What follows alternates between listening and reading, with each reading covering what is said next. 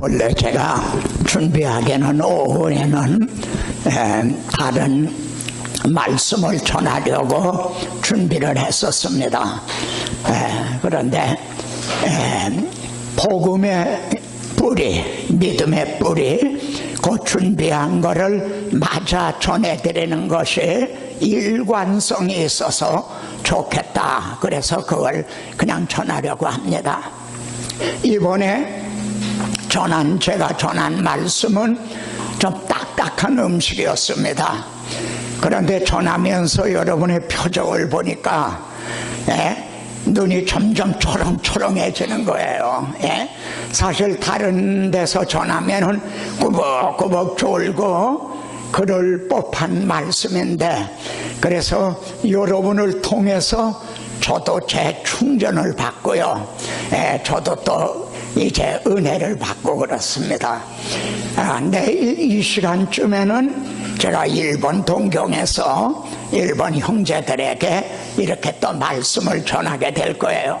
그러니까 여러분 내일 하루만이라도 저를 위해서 좀 기도로 이렇게 밀어주시기를 바랍니다. 자, 여기 보면요, 하나님께서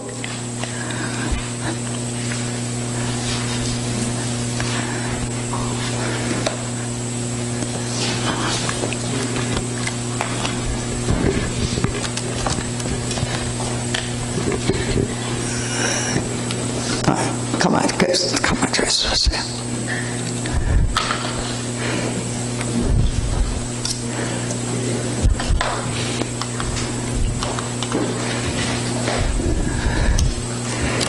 지금 인터넷을 한 건 아닌데,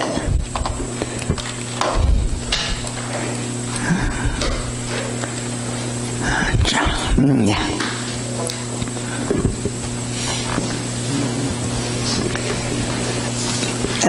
하나님께서 시내산에 강림하셔서요, 시내산에 강림하셔서 율법만 주신 게 아닙니다.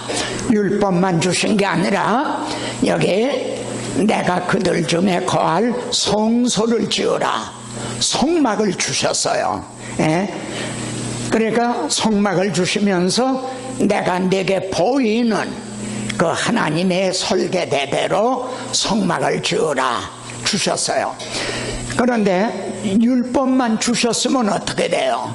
율법을 통해서는 죄를 깨달음이라. 그러니까 의사한테 가서 진단을 받는 것과 같은 거예요. 그런데 이제 성막은 그거에 대한 처방전인 거예요. 그러니까 율법을 통해 문제를 깨닫고는 성막에 가가지고 해답이 있는 거죠. 이해가 되시죠? 성막을 주시지 않았다면은 어떻게 되냐면은 여기 본제단도 없잖아요. 우리들의 대속제물로 드려주실 본제단도 없고, 나의 죄를 씻기는 하는 물두멍도 없단 말이에요. 그리고 우리들의 죄가 이제 속죄가 됐다, 다 해결이 됐다는 속죄서도 없는 거예요. 그러니까 율법은 문제고 성막은 해답인 거예요. 이렇게 성경은요, 문제에 대한 해답이에요. 그래서 그리고 이 성막은 말씀이 육신을 입고 우리와 같은 인간의 이 장막 같은 몸을 입고 오실 것에 대한 모형이었어요. 그러니까 구약시대에 이제 주신 이 성막이라는 그림자의 해답이 있었던 게 아니라 말씀이 육신을 입고 오실 누구에게 해답이 있죠? 예수 그리스도에게 해답이 있다요죠. 이 성막은 그림자였던 거죠. 이 성경이 얼마나 이렇게 네트워크처럼 연결이 돼 있나 보세요. 그런데 여기 물두멍, 물두멍은 여기 보면 노수로 물두멍을 만들었다. 그런데 여기 보면은 여인들의 거울로 만들었더라 이렇게 돼요. 옛날에는 이 유리가 없었거든요. 그러니까 녹그릇을 잘 닦으면 이제 얼굴이 비친단 말이에요. 예? 그래 여인들의 거울로 만들었다는 거예요. 성경은 거울과 같아요. 성경이라는 거울을 통해서 내 얼굴에 검은 게 묻은 걸 보고 물두멍에서 거기 가서 씻는 거죠. 여기 검은 게 묻었는데도 거울을 보지 못하면 그걸 모르지 않아요. 자기가 죄인인 거를 모르게 된단 말이에요. 그래 이 성막은 바로 임마누엘 하실 예수 그리스도에 대한 그림자였다. 어제 저녁에 여기까지 말씀을 드렸습니다. 자, 그 다음에 레위기인데요. 예? 이 레위기는 크게 두 부분으로 나누어집니다. 앞부분에는 5대 제사에 대한 거 있어요. 근데 이 5대 제사는 다른 게 아니라 출애굽기에서 보여주셨던 6월절 어린 양에 대한 확대예요. 여러분 복음서도요 4개나 돼요. 마태, 마가, 누가, 요한. 근데 그게 복음이 4개인가요? 아니거든요. 하나인데 그것을 여러 관점에서 이제 보여주신 거예요. 그렇듯이 제사도 5개가 있는 게 아니에요. 하나예요. 근데 한 가지 제사 제도만으로는 우리 주님이 십자가를 다 설명할 길이 없어요. 그래서 5대 제사를 통해서 주님이 우리의 대속 제물이 돼 주셨다는 것을 좀 더 이제 구체적으로 설명을 하는 거예요. 그것이 이 레위기입니다. 그리고 두 번째는 내가 거룩하니 너희도 거룩할지어다. 이렇게 크게는 두 주제로 되어 있습니다. 근데 레위기에는요, 레위기의 중심장이 16장이에요. 제가 이걸 1장부터 자세히 말씀드린다는 거는 일주일은 저게 오전 3시간, 오후 3시간 뭐 이렇게 일주일을 해야 좀 말씀을 드릴 수가 있을 거예요. 그런데 이걸 요약을 했어요. 레위기의 중심장은 16장이에요. 이날이 대속죄일에 대한 주례거든요. 대제사장이라도 1년에 한 번 이날만 지성소에 들어간단 말이에요. 예? 그래서 여기 보면은 지성소에 들어갈 때 같이 보죠. 또 백성을 위한 속죄제 염소를 잡아 그 피를 가지고 장 안에 들어가서 휘장 안에 지성소로 들어간단 말이에요. 근데 그냥 들어가진 못해요. 피를 가지고야, 속죄소 피를 가지고야 들어간다. 그러면은 가지고 들어간 피를 어떻게 하느냐 하면 속죄소 위와 또 속죄소 앞에 뿌릴지니, 이건 하나님이 명하신 거예요 지금. 그러면 여기에서 항상 뭐 염두에 두세요. 누가 주의 마음을 알아서 주를 가르치겠느냐, 이렇게 말씀하시는 하나님의 마음이 뭐냐는 거죠. 하나님의 의도가 뭐냐. 이 설교는, 신학이라는 거는 성경 지식을 조금 전하는 거, 그게 아니에요. 예? 이 하나님의 이 예를 들어보세요. 어머니의 눈물과 살인 강도의 눈물이 아마 분석을 하면 물, 소금, 요소 뭐 똑같을 거예요. 그래, 그 눈물이 같은가요? 엄마의 눈물과 살인 강도의 눈물이 같은가요? 그렇지 않듯이 하나님의 마음을 문자로는 이걸 다 기록할 수가 없는 거예요. 나타낼 수가 없어. 그러니까 이거를 알아서 전해줘야 되는 거, 이게 설교거든요. 그러니까 이렇게 피를 가지고 장 안에 들어가서 속죄소 위와 속죄소 앞에 뿌릴지니, 이렇게 말씀하시는 하나님의 의도가 어딘가? 그러면은 우선 알아야 될 건 말이죠, 속죄소가 어디 있는가? 그걸 알아야 될 거 아니에요, 속죄소가. 근데 여기에 글자가 하나가 빠졌어요. 여기 출애굽기예요. 이건 레위기인데, 출애굽기에서 하나님의 성막에 대한 설계도를 모세에게 설명을 해 주셨어요. 시내산에서 성막은 내가 이렇게 지어라 설명을 해 주신 것이 출애굽기거든요. 근데 출애굽기에 보면은 속죄소를 그의 위에 얹어라, 또 이렇게 명령했어요. 이 궤가 무슨 궤냐면은 지성소에 있는 법궤, 지성소에 들어가면 법궤 있잖아요. 그 궤 위에다 얹으라는 거예요, 속죄소를. 이것도 또 하나님이 명하신 거예요. 그리고 속죄소 그 궤, 법궤 안에는 뭐냐면 증거판을 궤 속에 넣으라. 모세가 시내산에서 두 돌판, 십계명이 기록된 증거판을 가지고 내려왔죠. 끄떡끄떡. 예? 제가 중국 가면 티엠토라는 말을 자주 하거든요. 티엠토가 뭐냐면은, 예, 이제 머리로 점을 찍는다는 거예요. 그게 중문으로 발음하면 티엠토예요. 머리로 점을 한번 찍어보세요. 끄떡끄떡 하는 거지. 그게 티엠토예요. 끄떡끄떡. 예? 그러니까 여러분 이해가 되시면은 좀 머리로 점을 좀 찍어보세요. 아멘 하시든가.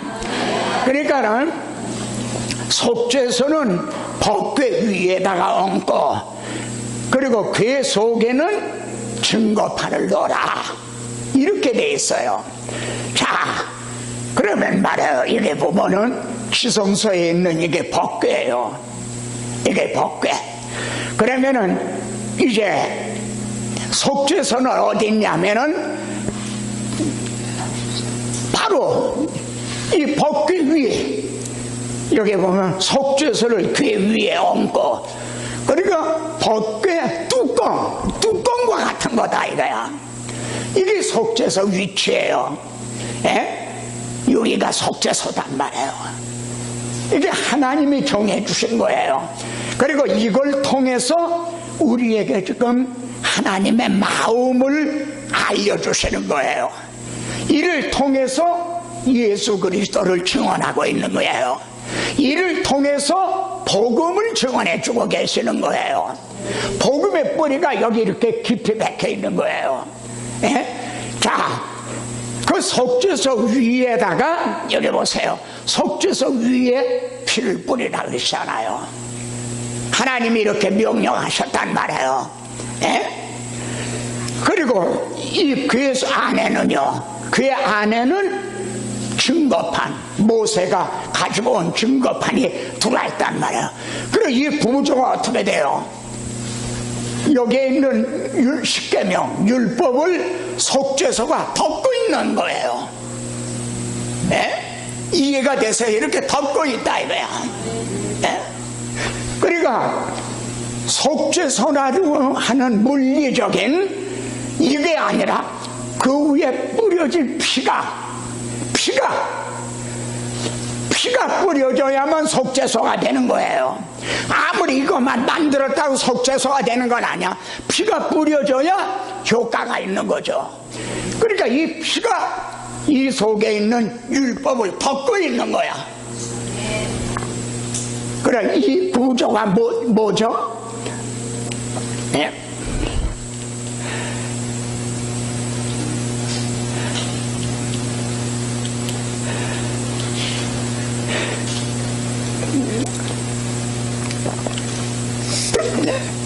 자, 바울은 말이죠, 로마서에 보면 말이죠, 로마서에 이제 이렇게 죄 아래, 뭐 율법 아래, 이런 말을 이제 로마서에서 말씀해요. 죄 아래, 율법 아래, 심판 아래. 그러니까 이게 무슨 뜻이냐면은 하나님이 우리를 보실 때 무엇을 통해서 보시느냐 이거예요. 하나님이 만일 율법을 통해서 법궤 안에 있는 이 법궤 안에 있는 율법을 통해서 우리를 보시면은 어떻게 되겠죠? 다 죄 아래 있는 거예요. 하나님이 우리들을 율법을 통해서 보시면은 죄 아래 없을 사람이 하나도 없어요. 정부 이 나라에서도요, 뭐 장관들 세울 때 청문회라고 하는 거 있잖아요. 뭐 다들 아주 신사숙녀 같은 분들인데 청문회에서 뒤져내니까는 얼마나 그냥 더러운 게 많이 나와요. 여기 여러분도 지금 신사숙녀들이지만 하나님이 율법을 통해 보시면 여러분도 털면 먼지 안 날 사람이 없다 이거야. 그러니까 하나님이 우리를 보실 때 율법 아래, 즉 하나님의 율법을 통해 우리를 보시게 되면 우린 다 죄 아래 있는 거다. 그리고 심판 아래 있게 된다.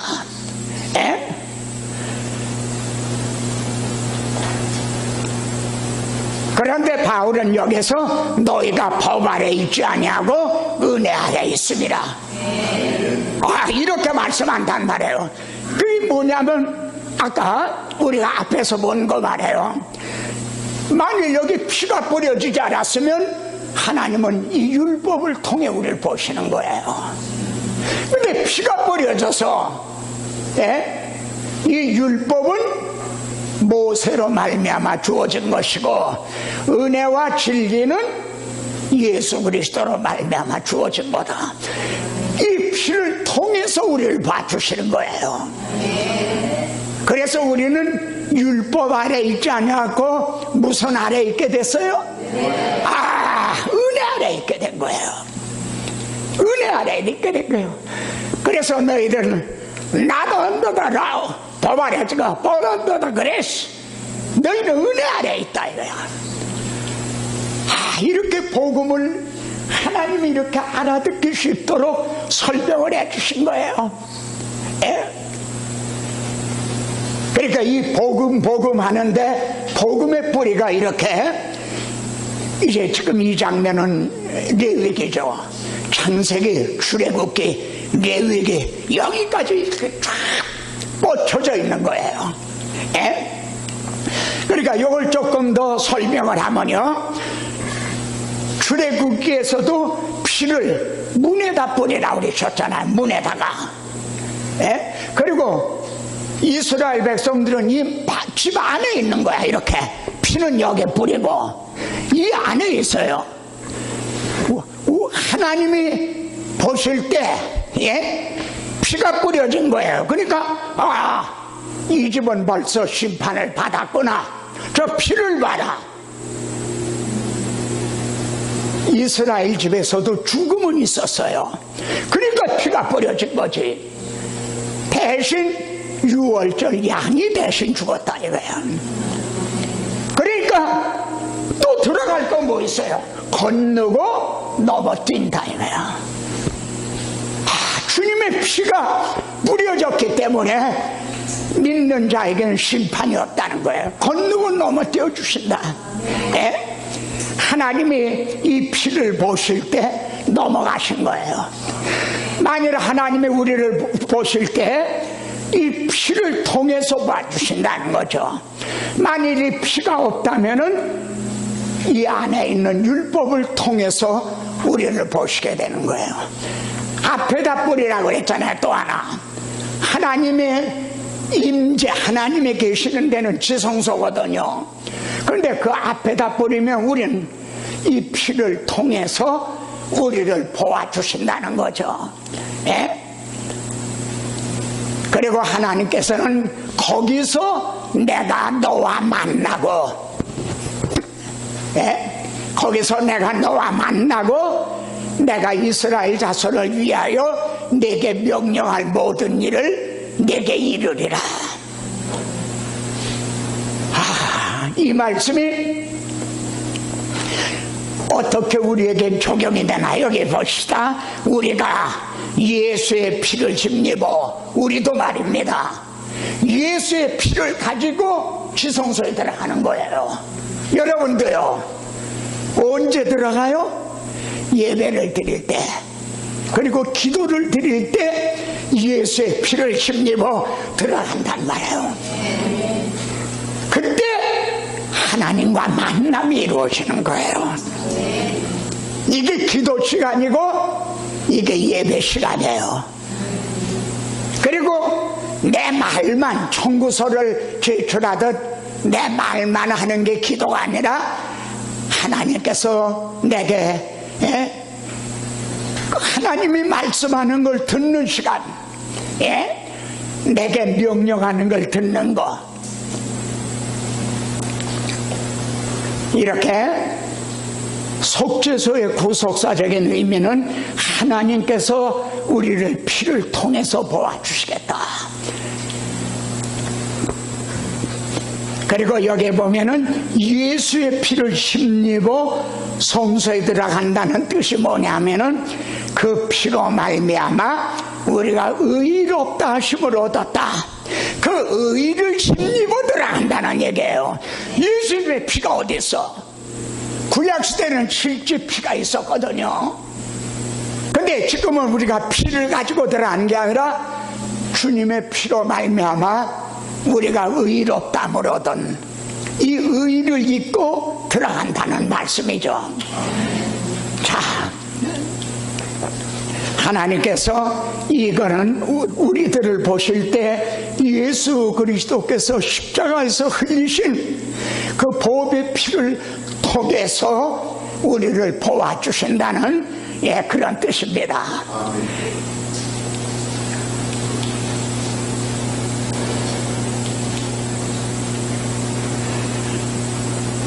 이 늙은 할아버지 목사님이 만든 거예요.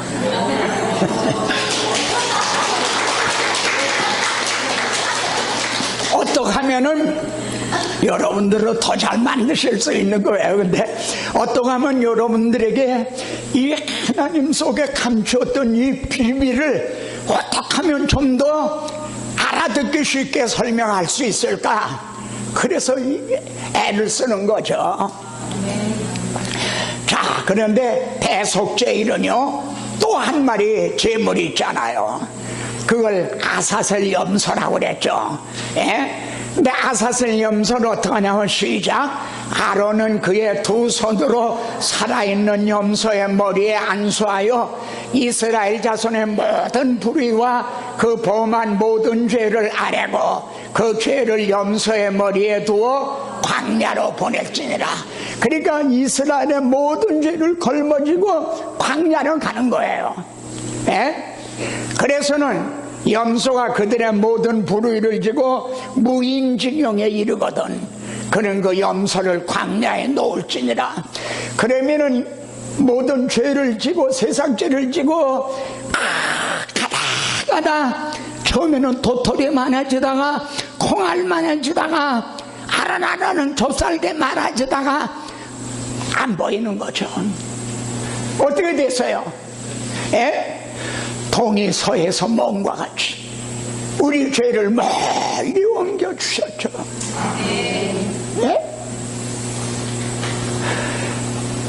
그리고 이사야서에는 이렇게 말씀해요. 내 모든 죄를 주의 등 뒤에 던졌나이다. 우리가 회개한다는 건요 하나님 앞에 죄를 다 내놓는 거예요. 그러면 하나님은 야 이놈아 이게 뭐야 이러시는 게 아니라 얼른 등대로 던지신다는 거예요. 누가 볼까봐. 그리고 우리 죄를 다시 기억지도 안 하신다는 거예요. 또 여기는 미가서에서는요 우리의 죄악을 발로 밟아버리신다. 그리고 우리 모든 죄를 큰 바위를 풍덩 바다에 빠뜨리듯이 깊은 바다에 던지시리다. 이 사랑의 하나님이 우리가 믿는 하나님이에요. 그런데 이것이 그냥 된 게 아니에요. 예수 그리스도께서 우리들의 대속제물이 되주셔서 피를 흘려주셨고, 우리 주님이 이렇게 우리 죄를 지고 이걸 보라 세상 죄를 지고 가는 하나님의 어린 양이로다. 그래서 이게 가능해진 거예요. 그리고 다시는 기억하지도 아니하리라. 근데 우리는 어때요? 누가 내게 뭐 잘못한 거 있으면은 그걸 얼마나 오래도록 기억하나요?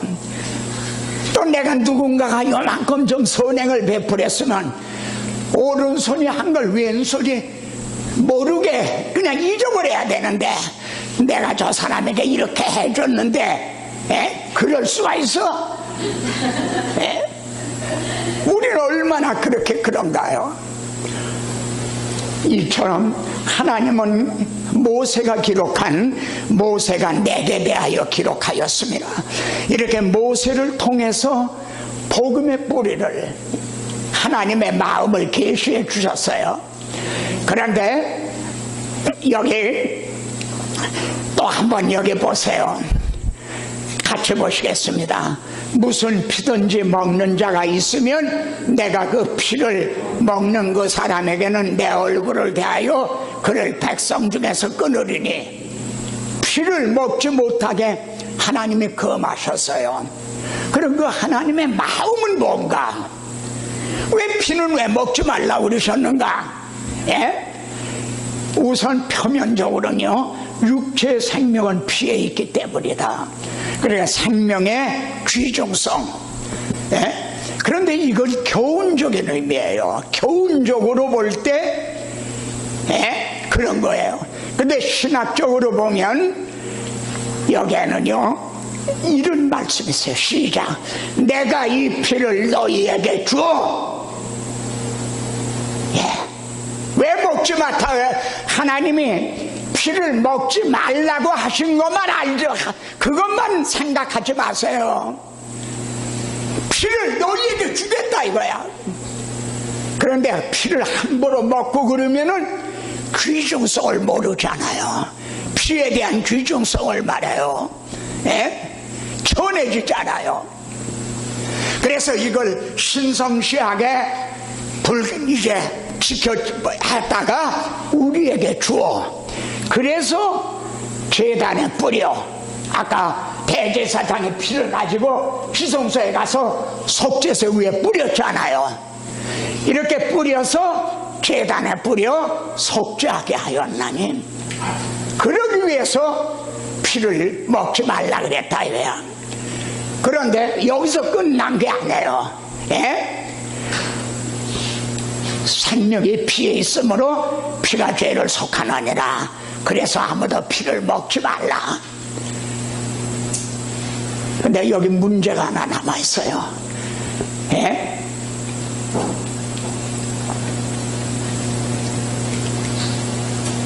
여기 거의 다 안 적혀졌는데요. 근데 여기에 황소와 염소의 피로 죄가 해결이 돼요? 안 돼요? 죄가 안 되는 거예요. 구약시대에는 무슨 피를 주셨죠? 구약시대에는 무슨 피를 주셨어요? 양의 피, 염소의 피, 송아지 피, 그걸 주셨어요. 근데 그것으로는 죄가 해결이 되는 게 아니에요. 그건 그림자였어요. 그러면 하나님이 주시려고 하는 그 진짜 피가 뭐예요? 여기 있죠. 시작. 내가 진실로 진실로 너에게 이라노니 인자의 설을 먹지 아니하고 인자의 피를 마시지 아니하면 너희 속에 생명이 없나니라. 피를 먹지 말라고 금하신 하나님, 내가 이 피를 너에게 주기 위해서다 하신 하나님. 구약시대에는 짐승의 피로 주셨지만 그건 그림자였고, 벌써 이렇게 말씀하는 하나님의 마음속에는 자기의 독생자 예수 그리스도의 피를 우리에게 주셔서 우리의 죄를 속하게 하시려는, 여러분 이 하나님의 마음 이거 이해가 되시죠?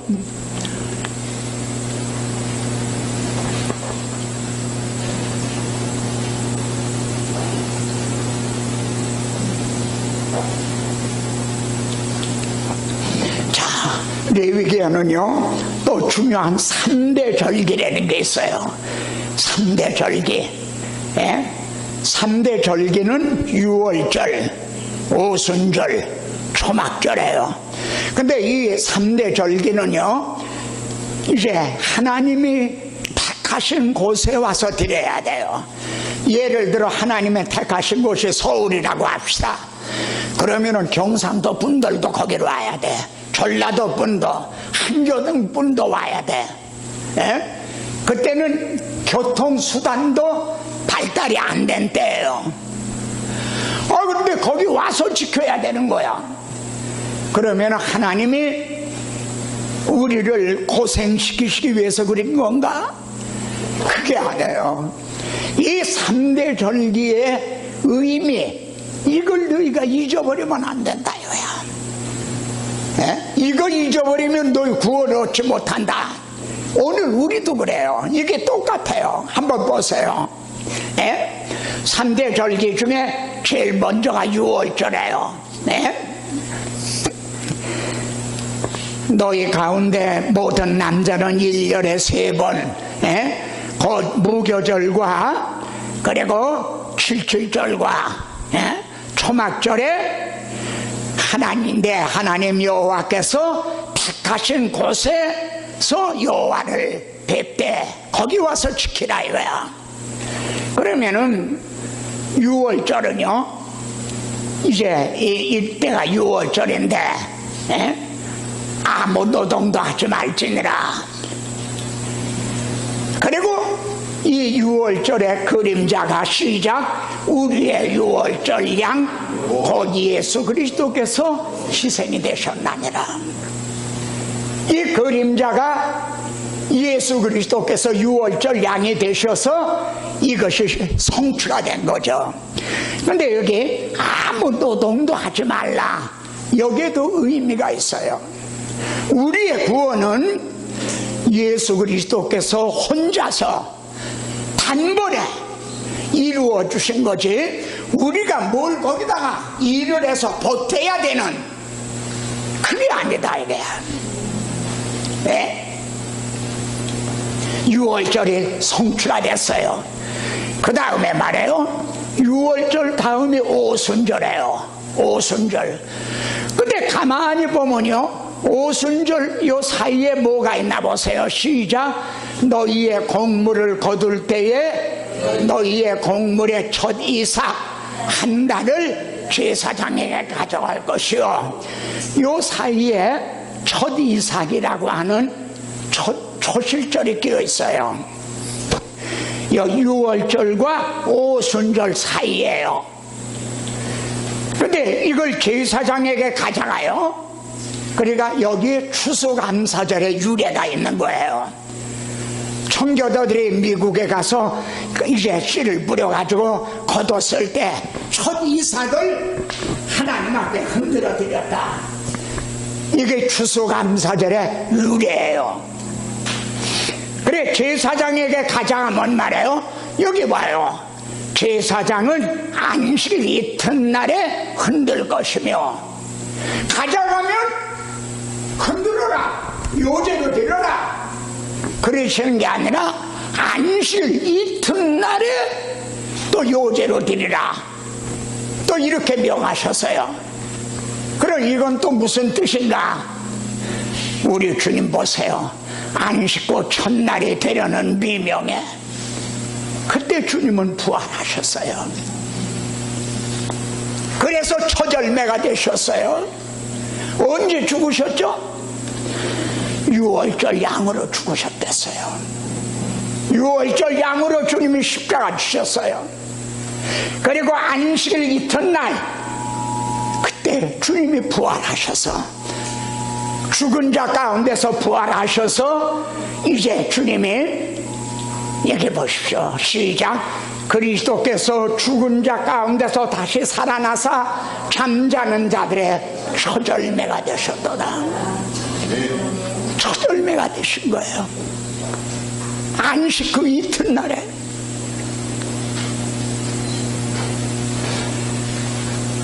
그러니까 우리 주님은 6월절 어린 양으로 죽으셨다가 안식일 이튿날에 부활하심으로 첫 열매가 되신 거예요. 첫 이삭이. 그리고 여기 보면은 요 흔들 것이나 이걸 한문으로는 요제라고 그랬죠. 흔들 거. 이걸 기쁨을 나타내요. 사셨네 사셨네 예수 다시 사셨네. 불교에도요 성탄절이 있어요. 근데 불교에는 부활절은 없어요. 네.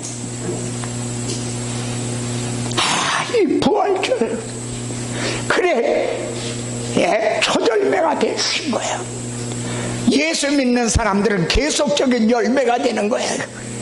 네. 근데 계속 이어지는 말씀을 보세요. 요제로 드린 날부터 7 아신이 수요를 채우고, 지금 하나님이 이대로 명령하시는 거예요. 이거에 요제, 그러니까 주님이 부활하신, 그리고 안식일 이튿날까지 50일을 계수하여. 여러분, 주님이요 부활하신 때부터 50일 되는 날이 오순절이었어요. 그리고 그때 성령님은 강림하신 거예요. 여기 안식일 이튿날 50일을 계수하여 새소제를 여호와께 드리되, 새소제를 드리라 이거야. 신학교회가 탄생을 한 거예요. 오순절에 성령의 강림하심으로 신학교회가 탄생을 했어요. 네?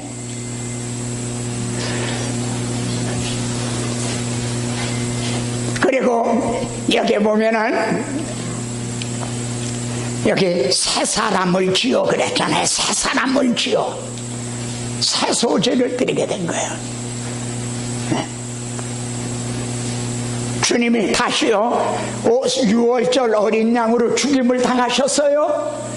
그러다가 3일 만에 안식일 이튿날에 부활하심으로 첫 열매가 되셨어요. 그리고 부활하셨을 때부터 50일을 되는 날, 그날이 오순절이에요.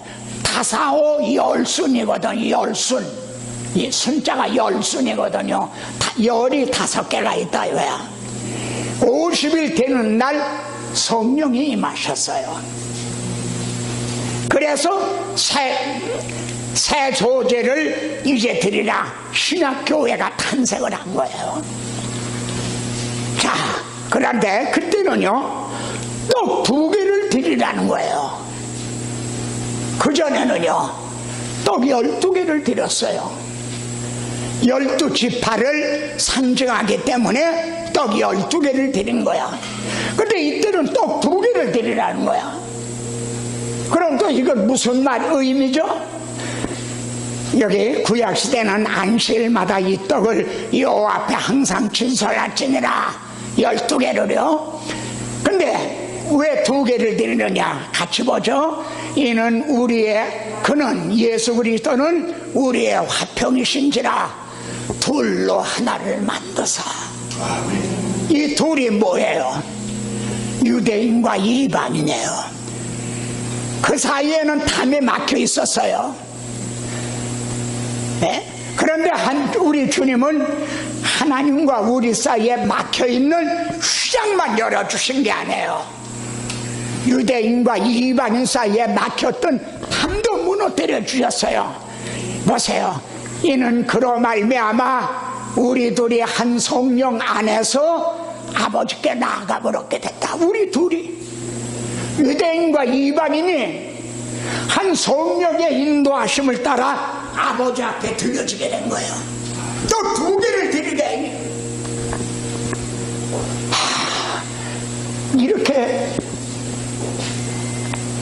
이 복음에 대한 걸 이거 이상 어떻게 더 우리들에게 쉽게 설명을 하실 수가 있겠습니까?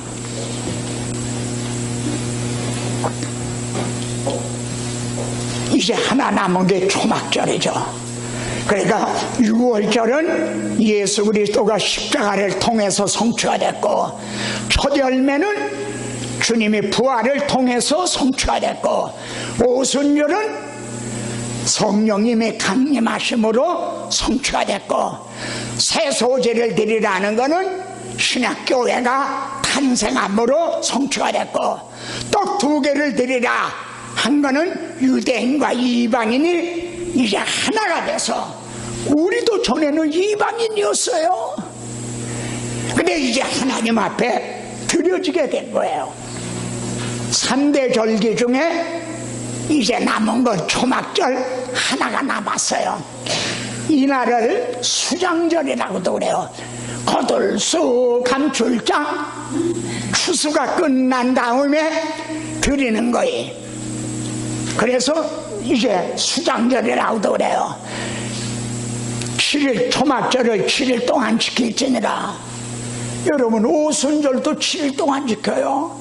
무교절도 7일 동안 지켜요. 근데요, 여기 보면은 초막절은 토지소산 거두기를 마치거든. 여러분, 이 성경 좀 보십시오. 오순절에 성령이 오셨어요. 성령이 너희에게 임하시면 너희가 내 증인이 되리라. 그래서 여러분을 추수하는 사람들이에요. 추수. 지금 전도하는 게 추수하는 거야. 토지 소산 거두기를. 근데 언제까지나 추수하는 게 아니라 추수기가 끝날 때가 있어요. 예? 그렇게 마치면은 시작. 이는 내가 이스라엘 자손을 애굽 땅에서 인도하여 내던 때에 초막에 거주하게 한 줄을 너희 대대로 알게 합니다. 이 초막절의 1차적인 의미는요, 이스라엘 백성들이 광야에서 초막에 거했거든요. 그걸 잊지 않게 하기 위해서. 그런데 지금 우리들이 광야 생활과 같은 외국인과 나그네와 같은 삶을 살고 있는 거예요. 지금 우리는 광야를 가고 있는 외국인과 같아. 자, 그걸 기억하게 하기 위해서요, 이제 초막절이 1차적으로는 그런 의미가 있다 이거예요. 그런데 이것이 영적으로는요, 구속사적으로는 어떤 의미가 있다. 자, 보십시오. 시작. 이래 동안에 너희는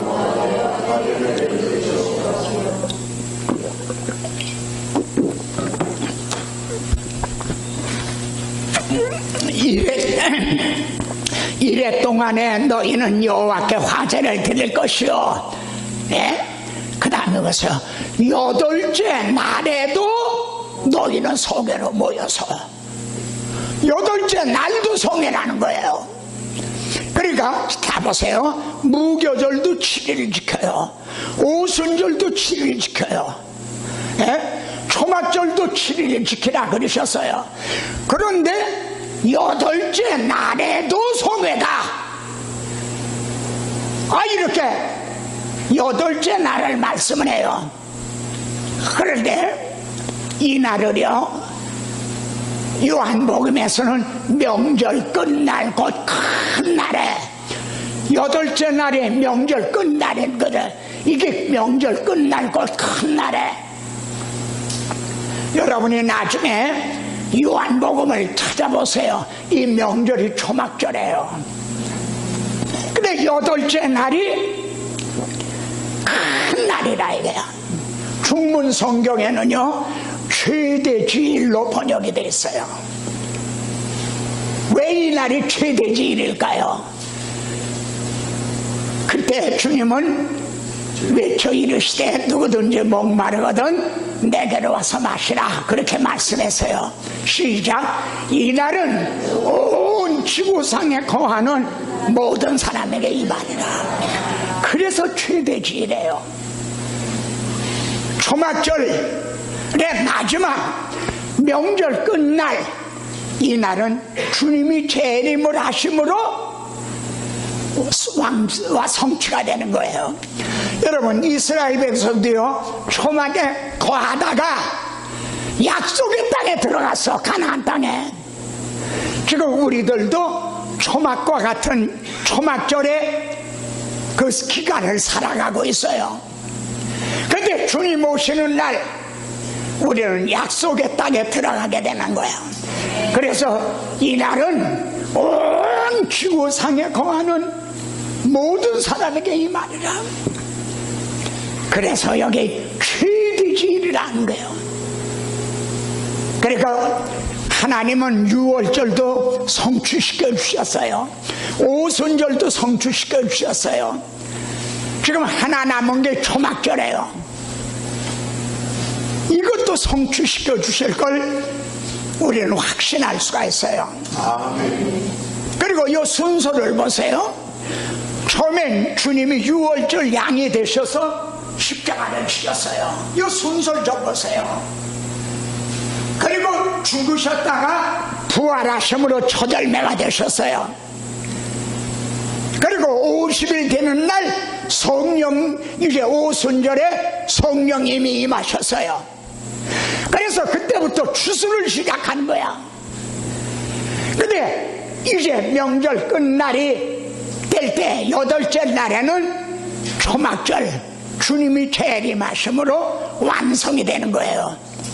그러니까 유월절, 오순절, 초막절은 하나님의 구원 계획을 아주 요약을 해놓은 거예요. 이해가 되세요? 요약을 해놓은 거야. 이걸 잊지 않게 하기 위해서 너희는 내가 택한 곳에 와서 지내라. 이거 잊지 않게 하기 위해서요. 오늘날 우리들도 영적 유월절, 오순절, 초막절 이걸 잊지 말아야 돼요. 이 날은요, 이게 하나가 남았어요. 지금 초막절 이거 하나가 남았어.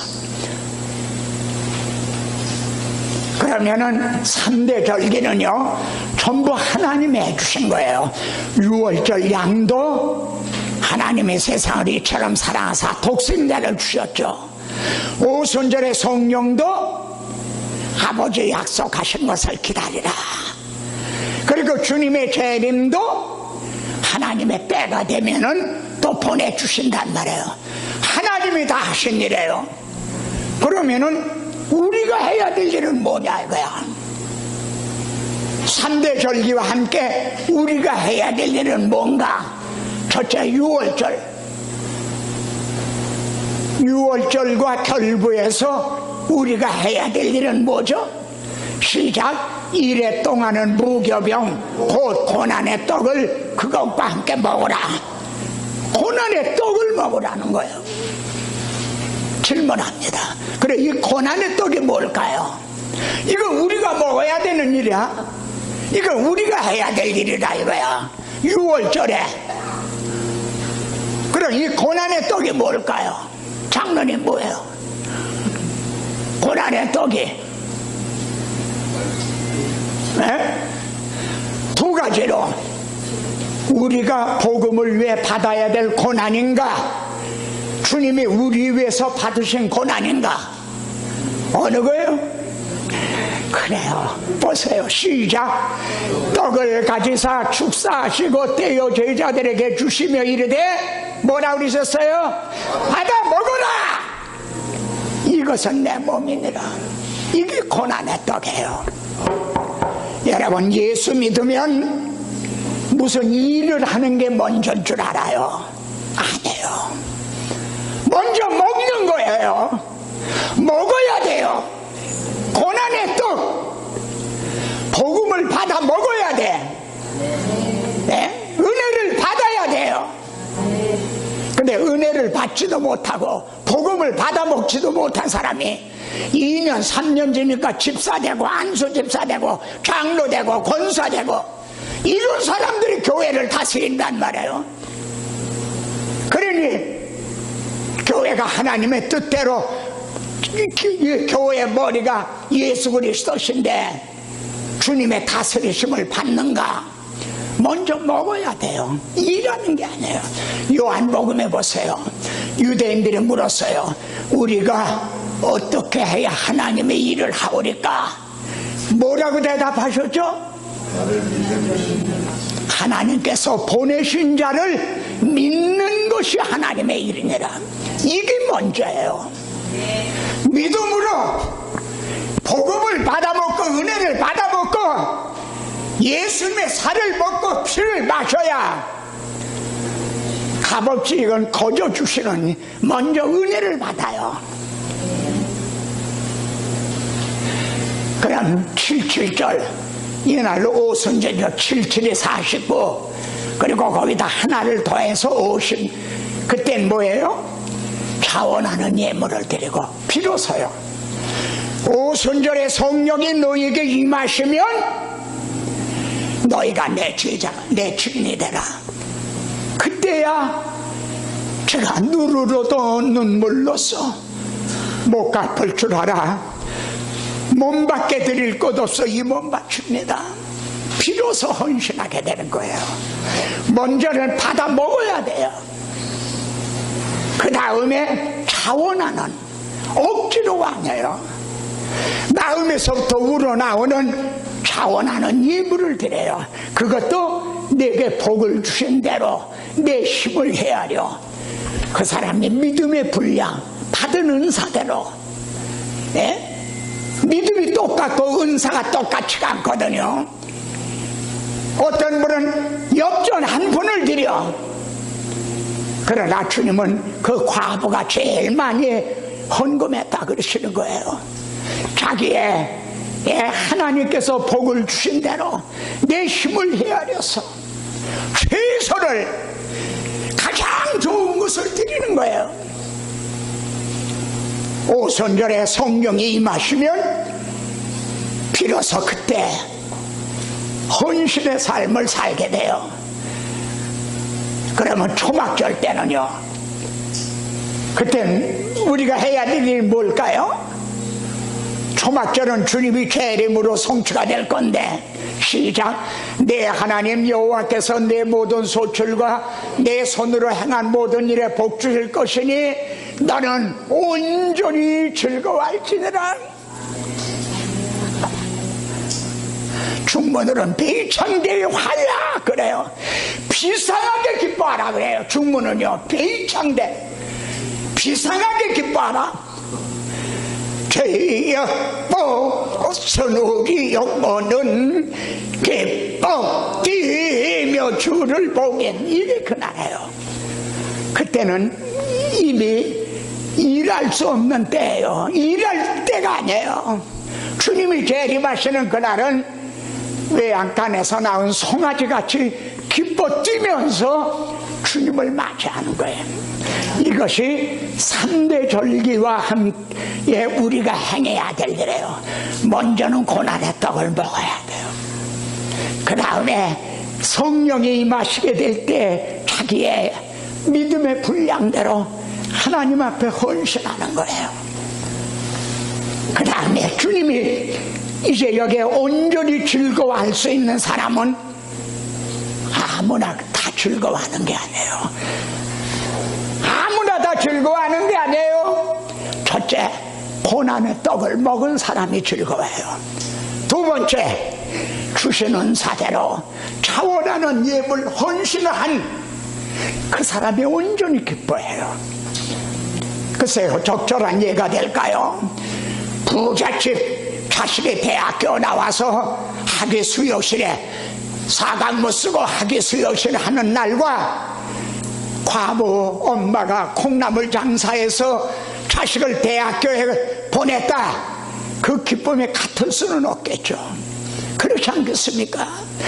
고난의 떡을 먹고 복음과 함께 고난을 받았던 헌신했던 그 사람들만이 온전히 즐거워할 때, 계시록에서는 주께서 친히 그 눈에 눈물을 씻어주신다고 그렇게 표현이 돼 있죠. 민수기입니다. 민수기에 보면은 크게 세 부문으로 나옵니다. 이 앞에는 시내산을 출발해서 12족장을 파송한 가데스 바네아까지예요. 그런데 거기에서 10족장의 불순종으로 40년을 방황하는 내용이에요. 그런데 하나님은 여호수아 갈렙만 살아남고 40년 방황하는 동안에 나머지는 다 죽었어요. 여러분, 40년 방황하는 기간은 그들이 죽기를 기다린 기간이야. 여호수아 갈렙 외에 다 죽기를 기다린 기간이 된 거예요. 하나님은 그러나 구원 계획을 포기하시지 않았어요. 이 세대들을 계수해서 약속의 땅에 들어가게 하시는 이런 내용으로 되어 있어요. 그런데 우선 말해요, 이스라엘 중 20세 이상으로 싸움에 나갈 만한 자는 계수하라. 이게 중요해요. 네? 우리 선양교회에 20세 이상으로 싸움에 나갈 만한 자가 몇 명이나 되느냐? 교회는요, 유치원과 같아요. 거듭날 때 어린애로 거듭나거든요. 그래서 싸우기도 하고 장난감 가지고 서로 뺏기도 하고 뭐 그런단 말이에요. 그러나 이들을 데리고는 전투할 수가 없어요. 예? 또 교회는 종합병원과도 같아요. 아무나 와도 좋소. 근데 그들을 데리고 또 싸움을 할 수가 없어요. 그들의 고침을 받고 그리고 하나님의 전신갑주를 입으라, 무장을 해야죠. 이게 제자 훈련을 통해서 이게 이루어져요. 그런 사람이 몇 명이 되느냐, 이게 중요해요. 우선 제가 볼 때는 여러분들은요, 여러분이 만일 중국에 계셨다면 아마 다 목회자가 됐을 거야. 아니 정말이에요. 중국에는 여러분도 같은 분들이 다 목회자 노릇을 해요. 몇백 명, 몇천 명씩, 예? 교회를, 예? 그렇게 하고 있어요. 그래, 여기에 이렇게 20세 이상으로 나갈 만한 자가 되기 위해서는요, 난자 태어나야 돼요. 이게 저는 굉장히 중요시 여기는 일입니다. 거듭나는 일이라 이래요. 교회 나와 1년, 2년, 3년 되면은 자동적으로 거듭나는 줄 알아요. 그렇지가 않아요. 거듭나는 거는 목사님이 주시는 것도 아니에요. 성령이 거듭나게 해주세요. 그럼 언제 거듭나게 해주시느냐? 십자가 복음을 목사님이 전해줄 때, 그걸 들을 때 성령의 믿음을 주시고 거듭남을 주세요. 근데 십자가 복음을 한두 번 전했다고 거듭나는 게 아니에요. 왜냐하면 이 세상 신이 이걸 막지 못, 가로막고 있는 거예요. 네? 그래서 주님이 씨를 뿌릴 때 어떤 분은 햇길 바닥에 떨어지잖아요. 씨를 복음을 뿌렸는데도 어떤 건 가시덤불에, 예? 어떤 거는, 예? 돌짝밭에, 옥토에 떨어진 거는 겨우 4분의 1밖에 안 되는 거예요. 그러니까 목사님이 성도들을 거듭나게 해줄 수는 없지만 성도들이 거듭날 기회를 줘야 돼. 거듭날 기회를 줘야 돼. 그것은 복음을 다른 무엇보다도 우선적으로 더 많이 자주 줘야 돼요. 설교는 영적 존재네요. 그래서 흔히 마귀를 찾으려면 강대상 밑에부터 보라 그랬어요. 여기 있네, 강대상 밑에. 제가 이래선 제자훈련 교재입니다. 목사님 되드리려고 제가 여기 와서 전한 거가 요 책에 다 요약이 돼 있어요. 요거는 제자훈련 교재고요, 이거는 지도자용이에요. 설명이 있어요. 이걸 가지고 한번 해보세요. 이게 중문으로도 일본어로도 뭐 몽골어로도 여기 여러 나라 말로 번역이 돼서 참 많이들 활용하고 있어요. 자, 우선 태어나야 돼요. 예? 그래서 시작. 대저 하나님께로 난 자마다 세상을 이기느니라. 하나님께로 난 자마다, 거듭난 자마다. 아이들아, 여기 요한일서에 보면 아이들아, 아비들아, 그리고 청년들아. 시작. 청년들아, 내가 너희에게 쓴 것은 너희가 강하고 하나님의 말씀이 너희 속에 거하시고 너희가 흉악한 자를 이겼습니다. 이 사람들이 20세 이상으로 싸움에 나갈 만한 자예요. 하나님의 말씀이 있어요. 성령의 검, 하나님의 말씀이. 그래서 흉악한 자를 이겼다 이래요. 이게 하루아침에 되는 게 아니에요. 여러분, 탱크는요, 탱크 그거는 아마 한 달이면 만들까요? 한 달? 그런데 20세 이상으로 싸움에 나갈 만한 자는 20년이 걸려야 돼. 제자 하나가 그렇게 어려운 거예요. 예배당 건물은 대출을 받아서라도 지을 수 있지. 그러나 한 사람의 제자는 그렇게 태어나는 게 아니에요. 자, 그런데 계수를 했어요. 계수를 했는데 하나님께서 말이죠, 이렇게 성막을 중심으로 해서 동서사방에다가 진을 치라고 그러셨어요. 여기 이쪽에 이제 진을 치게 했는데, 여기 보면 시작. 동방 해돋는 쪽에 진칠자는 유다의 징계에 속한 자라. 또 이것도 하나님이 이렇게 명해 주신 거예요. 근데 다른 면요, 남쪽에는 루벤, 서쪽에는 에브라임, 북쪽에는 단군. 근데 다른 데로 설명이 없어요. 근데 유다 지파는 동쪽 해돋는 쪽에 이런 설명이 있단 말이에요. 예를 들어 해가 지는 서쪽에는, 여기는 이런 설명이 없다 이거야.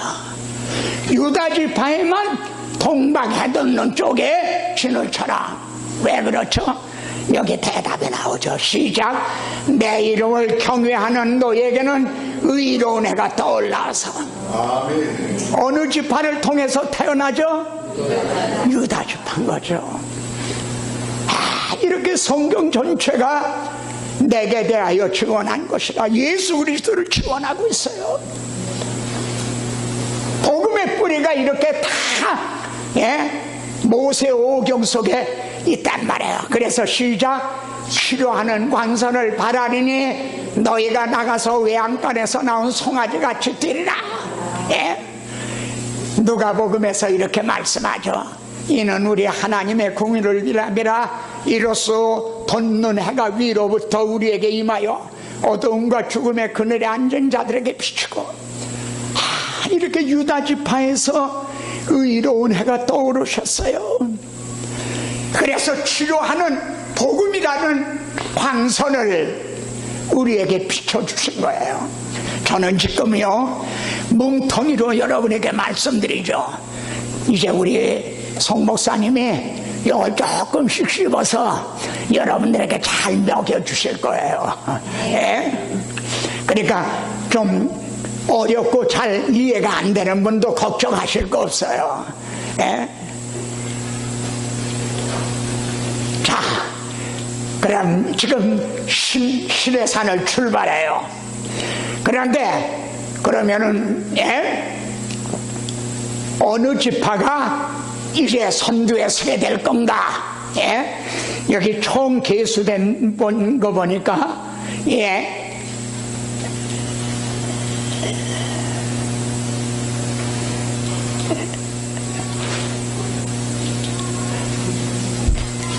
자, 여기 보면은 제1대로는 여기 보면은 유다 진영에 속한 자가 제1대로 맨 앞에서 선두에 서라 이거예요.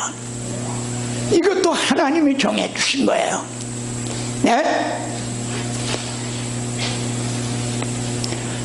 유다는요, 장자가 아니야. 넷째 아들이에요. 야곱의 넷째 아들.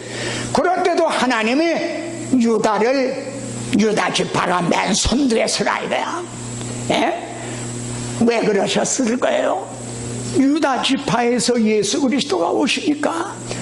그때 그리스도가 계셨나요? 안 계셨나요? 계셨나요? 안 계셨나요? 육신을 입고 오시지는 않았지만 성자 하나님은 그때도 계셨어요. 네? 그러니까 유다 지파를 통해서 이제 그때도 주님이 앞에서 인도하시게 된단 말이에요. 행진하기 시작하는데 시작. 선두로 유다 자손의 진영이. 그러니까 그때도 출애굽 때도 예수 그리스도가 앞에서 인도했어요. 뒤에 양떼들이 쫄래 따라왔지. 근데 시편 114편에 보세요. 여기에서 이를 찬양하고 있어요. 시작. 이스라엘이 애굽에서 나올 때의 출애굽이죠. 그때 여호와는 유다는 여호와의 성소가 되고, 무슨 뜻이에요? 유다 지파에 하나님이 계셨다는 거죠. 이 하나님은 임마누엘이라 하리라 하신 성자 하나님이죠. 그렇죠? 성자 하나님, 유다 지파에. 그리고 이스라엘은 하나님의 영토가 되었다. 그런데 바다는 이를 보고 도망하며, 이 바다는 홍해 바다를 가리켜 말해요. 앞에서 유다 지파가 오는데 거기에 왕중왕 대신은 예수 그리스도가 앞에 오시는 걸 봤단 말이에요. 바다는 왕이 행차하는 걸 보고 도망했다. 홍해가 갈라진 거죠. 임금이 오실 때 쉬 물러거라 엎드려라 쫙 갈라지던 말이에요. 얼마나 감동적이에요. 예? 유다 지파가 선두에 서서 인도하잖아요. 그리고 거기가 성소가 됐다 그러잖아요. 여기 유다는 여호와의 성소, 하나님이 계셨다 이거야. 왕이 계셨다 이거야. 그리고 바다는 이를 보고 도망가며 요단은 물러갔으며 산들은 수양같이 기뻐 뛰며. 그런데 이렇게 물어요. 바다야, 네가 도망하면 어쩌이며 요단아 네가 물러가면 어쩌인고? 이건 우리들에게 묻고 있는 거예요. 바다는요, 앞에서 오시는 예수 그리스도를 보고 있는 거예요. 근데 백성들은 바다를 봤어. 홍해를 봤단 말이에요. 자기의 환경을 봤어. 문제를 봤어. 그리고 우리를 죽게 하려고 이리로 인도했느냐 그랬어요. 바다는 앞에서 인도하시는 그리스도를 보고 있는데 우리들은 그리스도가 아니라 문제만, 환경만 보고 두려워하고 있다 이거야. 그리고 너에게도 이런 감동이 있느냐는 거죠. 너에게도 이런 감격과 감동이 있느냐? 왜 이렇게 졸졸하냐 이거야? 왜 기쁨이 그렇게 없느냐? 우리에게 묻고 있는 거야. 바다야, 내가 도망하면 어쩌며, 요단아 내가 물러가면 어쩌며, 몰라서 묻는 건가요? 시작. 땅이여 너는 주와 곧 야곱의 하나님 앞에서 떨지어다. 그분은 반석을 쳐서 못을 되게 만드신 분이다. 바로 우리들에게 하는 말씀이다. 하나님 앞에서 정말 그 하나님의 두려우심을, 살아 역사하심을 알지어다 그래요. 자, 이제 거의 끝났습니다. 신명기 마지막에 보면은 시작. 여호와께서 이미 말씀하신 것 같이 여호수아가 너희를 거느리고 건널 것이요 너의 하나님 여호와. 다시 한번 너의 하나님 여호와. 자, 모세 하나님께서 모세를 불러서 내가 너를 바로에게 보내서 내 백성을 인도해 내겠다. 그러니까는 모세가 난 못합니다. 내가 누구간데 바로에게 갑니까? 그건 모세만 못하는 게 아니에요. 그때 하나님은 내가 진정 반드시 너와 함께 있겠다. 이건 내가 하는 게 아니다. 그래서 하나님은 누구 하나님이 되셨어요? 모세 하나님이 되셨어요. 그래서 출애굽을 해주셨어요. 홍해를 육지같이 건너게 하셨어요. 아침에는 만나가 내리고 낮에는 구름기둥 불기둥이로 인도하시고. 근데 이제 모세는 떠나가야 됐어요. 가나안 땅에 들어가질 못해. 왜? 모세는 율법이에요. 여호수아에게까지만 데려다 줘야 돼. 예수님에게까지만. 그래서 나는 이젠 떠나게 됐다. 그런데 하나님도 함께 떠나시는 게 아니라 이제는 무슨 하나님이에요? 너희 하나님이다. 나는 구속사의 무대에서 떠나지만 하나님도 함께 떠나시는 게 아니라 이젠 너희 하나님이시다. 니몬도션 너희 하나님이다. 이게 모세의 마지막 말입니다. 예? 내 하나님 여호와 그가 내 앞서 건너가사. 하나님은 뒤쫓아가시는 게 아니에요. 항상 선두에 앞에서 그 가나안의 7 족속들을 이제 쫓아낼 것이라. 신명기는 모세 유언과 같은 건데요, 여기에 너희 하나님이라는 뜻이 278번이나 제가 앞에 성구 사전을 통해서 조사를 한 거예요. 그렇게 강조가 됐어요. 시작. 너희 하나님 여호와께서 너희 중 한 사람이 1000명을 쫓으리니. 이것도 여호수아가 하는 말이에요. 여호수아도 나이가 많아. 저도 그래요. 이제 떠날 때가 됐어요. 여호수아는 떠나지만 이제는 하나님은 너희 하나님이시다. 네? 그래서 너희 중 한 사람이 1000명을 쫓으니. 여러분 힘을 내십시오. 이 말씀을 묵상한 여러분 한 분은 말입니다, 정말 한 사람이 1000명을 쫓을 만한 그런 용사라고 하는, 이걸 확신하시기 바랍니다. 아멘. 정말 이런 말씀은 아무 데 가서나 들을 수 있는 그런 말씀이 아니에요. 너희 중 한 사람이 1000명을 쫓으느니. 어떻게 그게 가능해지는가? 시작. 너의 하나님 여호와 그가 너희에게 말씀하신 것 같이 너희를 위하여 싸우심이라. 우리 힘으로 하는 게 아니다 이거야. 하나님이 약속을 하셨어요. 또 예수 그리스도께서도 약속했어. 내가 세상 끝날까지 너희와 항상 함께 있겠다. 근데 그거를요, 주님이 옆에 구워다 놓은 보리자루처럼 계시겠다는 뜻이 아니에요. 세상 끝날까지 우리와 함께 싸워주시겠다는 거예요. 그게 계시록에 나와요. 네? 그래서 여러분 한 사람이 1000명을 쫓게 된다. 예수 그리스도는요, 어제나 오늘이나 동일하세요. 그가 친히 말씀하시기를 내가 결코 너희를 버리지 아니하고 너희를 떠나지 아니하려 하셨나니라. 여호수아에게 하나님이 하셨어요. 그래서 이 말씀을 받아 시작. 그러므로 우리가 담대히 말하되 주는 나를 돕는 자시니 내가 무서워하지 아니하겠노라. 사람이 내게 어찌하리요? 덤비려면 덤비라 이거야. 문제야 환경아 올리면 오라. 하나님이 나와 함께 하신다 이거야. 네? 그렇잖아요. 그리고 같이요, 하나님의 말씀을 너희에게 일러주고 너희를 인도하던 자들을 생각하며 그들의 행실과 결말을 주의하여 보고 인도하던 한 거 보니까 과거예요. 그 중에는 인도하던 사람 중엔 베드로, 십자가에 거꾸로 못 박혀 순간 베드로, 목이 참술당한 바울과 같은 분도 있었어요. 그분들은 떠났어. 그런데 그들의 믿음을 본받으라는 겁니다.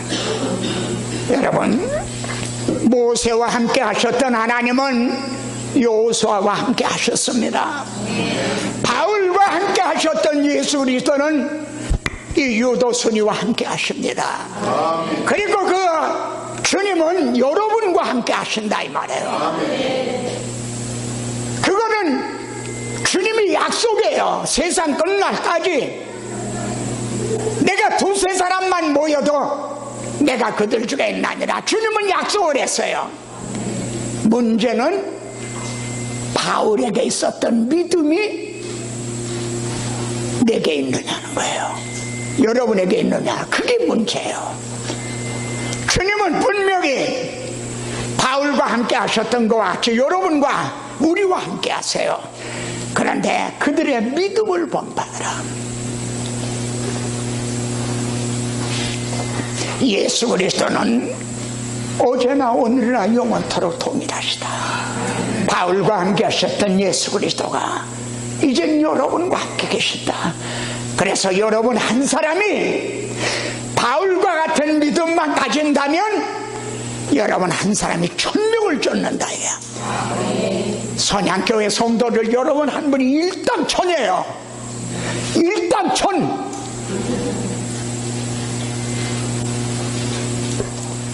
기도드리겠습니다. 하나님, 정말 고사목과 같은 늙은 종 이렇게 주님의 이름으로 보내심을 받아서 연약한 이 모습을 주님의 능력의 장중에 붙잡아 주시고 또 시간 공급해 주시는 그 말씀으로 이만큼 감당케 하여 주셨습니다. 종이 이 질그릇에 이 보화를 받아가지고 와서 정말 아낌없이 남김없이 다 쏟듯이 이렇게 증언했습니다. 이제 종의 심령에 담겨있던 말씀이 손양교회 여기에 있는 주의 남녀 종들 마음속에 이젠 부어졌습니다. 담겨졌습니다. 신비의 기록이 되어 있습니다. 그리고 하나님의 말씀은 살았고 운동력 있는 말씀으로 역사하여 주실 것을 믿습니다. 말씀하시기를 너희 한 사람이 1000명을 쫓으리니 하셨습니다. 내가 어떻게 이게 가능합니까? 말씀하신 대로, 약속하신 대로 우리 주님이 우리를 위해 싸워주시기 때문에 가능하다고 말씀합니다.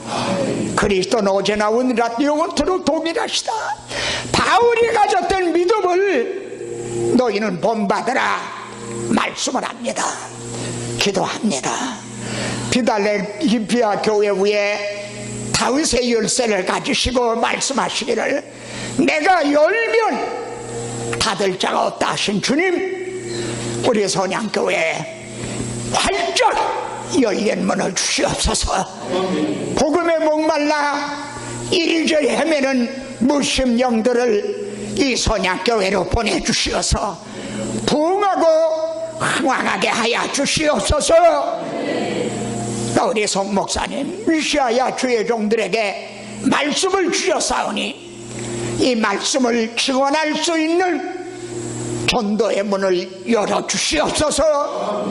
마게도냐 사람이 나타나 건너와서 우리를 도우라 한 것같이 여기저기서 초청을 하셔서 이제 보내심을 받아 종이 쓰신과 같이 입을 벌려 복음의 비밀을 담대하게 증언하게 하옵소서. 우리가 의롭다함을 얻음으로 하나님과 화목했습니다. 이제 은혜 보좌 앞에 담대히 나아갑니다. 이제 그런 저희들이 그 나라와 그 의를 구하면 무엇을 먹을까, 무엇을 마실까, 무엇을 입을까, 그걸 구하기 전에 너희 하늘 아버지께서 이미 아신다. 그걸 더하여 주시리라 말씀했습니다.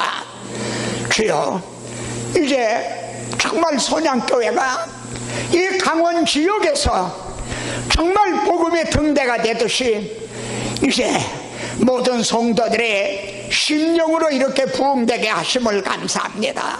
가정들이 편안하게 하시고 강건하게 하여 주시고, 주신 기업과 직장들에 또한 우리 성도들로 말미암아 복을 받게 하옵소서.